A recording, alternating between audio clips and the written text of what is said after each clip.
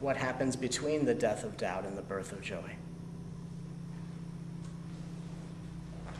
Usually what most will speak about will be a bridge called acceptance. And what I want to deconstruct and share with you is why acceptance doesn't work. Not that we shouldn't accept, but to make acceptance your responsibility is not seeing the truth about it all. And there's something much deeper you can see. We have to look deeper than acceptance. And what we find is that in order to experience the acceptance, which is the simultaneous death of doubt and the birth of joy, we have to not focus on the word acceptance. Because the word acceptance usually, not always, but usually is this sense of trying to like what you don't inherently like. So something happens that pushes your buttons, say, I should accept this, but you don't. And my question to you is, why should you? Why should you accept what you don't accept? Because there's something much deeper and much more simple for you to realize in all this. Why should you accept what you don't accept? Because what's going to happen is you're going to try to accept as a way of avoiding judging yourself for not being able to accept, or judging the situation that makes it difficult for you to accept.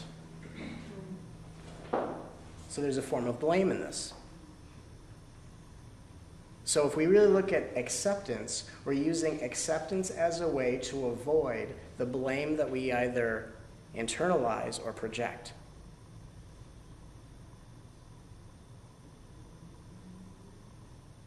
We all walk around, I should accept this, but you don't.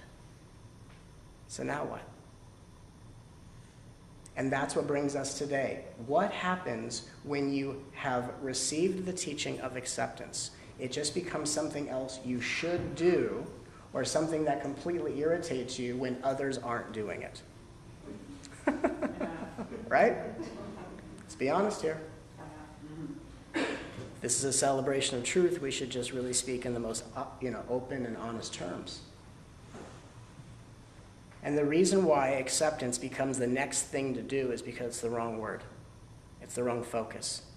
So let's all do ourselves a great favor and just put the word acceptance aside. And instead, I want to talk about what I think is a much more relevant word, which is acknowledge. Acknowledge.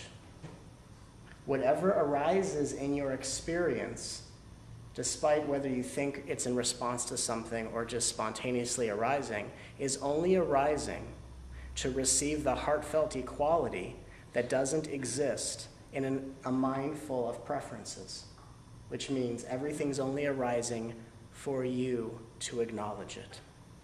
If you hold on to acceptance, you think there's a good or an improper way to accept. And then when you don't do that properly, you judge yourself to the degree that you'll judge and blame someone else. But if your focus is on acknowledging, that means whatever your experience is to be acknowledged. I acknowledge this person is treating me in a way I think is unfairly. I acknowledge that I'm reacting to them. And I acknowledge that I'm judging myself for reacting because I don't think that's very spiritually relevant. Acknowledgement is much easier because acknowledgement is just consciously recognizing what is happening. And the magic of consciously recognizing is that when you consciously recognize what is happening, you free yourself of needing to internalize, which is to blame yourself, or project, which is to blame others. So I could say that the heart of acceptance is acknowledgement, and the absence of acknowledgement is blame. So what wakes us up out of a dream of denial, which is another word for ego, I call it the dream of denial. Because in the dream of denial, there is someone's right, someone's wrong. Something's comfortable, something's uncomfortable. Something's preferred, something's not preferred. That exists in a dream of denial. Because what we're denying is that everything is only here to be acknowledged as being equal and unique expressions of the sum of the whole. And the things that you have practiced acknowledging most often, you will label as comfortable. And the things you have not acknowledged as being acknowledged will be labeled as uncomfortable. And perhaps for the first time, you can recognize that's the truth behind your opinions, your preferences, the things you resist, and the things you project.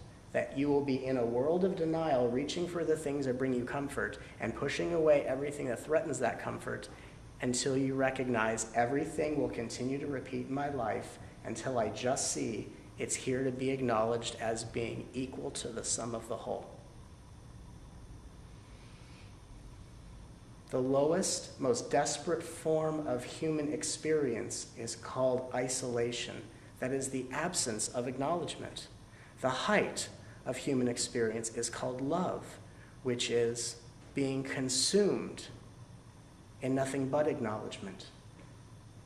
The extent to which consciousness can wake up into pure embodied mastery is acknowledging that anything you acknowledge is only yourself in a different form. And what this means is that everything on the spiritual path or the human journey is actually only a journey throughout the various degrees of acknowledgement. And if you look at that really deeply, it's the center, the nucleus of every single experience and interaction. And if we don't really look at this and deeply address it, anything on the spiritual journey, including the path of awakening, will just be another means to an imaginary end, and what we use to try to avoid the things that are only awaiting our heartfelt acknowledgement. Everything's only here to be acknowledged. And those that act in this world in a way that you don't appreciate or that you would deem to be dysfunctional are crying out so deeply for an acknowledgement they have not received that they tend to project and dominate, which we could call that criminal behavior. They're trying to dominate and take someone else's freedom away, forcing them to acknowledge them the way they feel unacknowledged. Everything comes down to acknowledgement.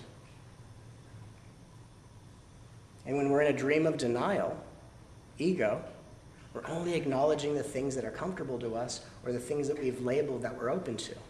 And what we haven't seen is that when our acknowledgement is conditional, so is our relationship with ourselves. So are you aware of the fact that every single thing in your life is only there to bring up the exact feelings in your body that are there to be acknowledged? And acknowledgement is, I am aware that this is here. I have a right to feel this, because it's only here to be acknowledged as being equal to all feelings and expressions. You don't have to think about it, you don't have to debate it, you don't have to defend it, you don't try to unravel it, you don't have to outsmart it, you have to outslick it. You just have to acknowledge that it's only here to be acknowledged. And the more you try to get rid of it, the more ferocious it will get. Because what you're trying to get rid of is an equal expression of yourself that does not meet the terms and conditions of how you want to be seen. Sorry for the inconvenience.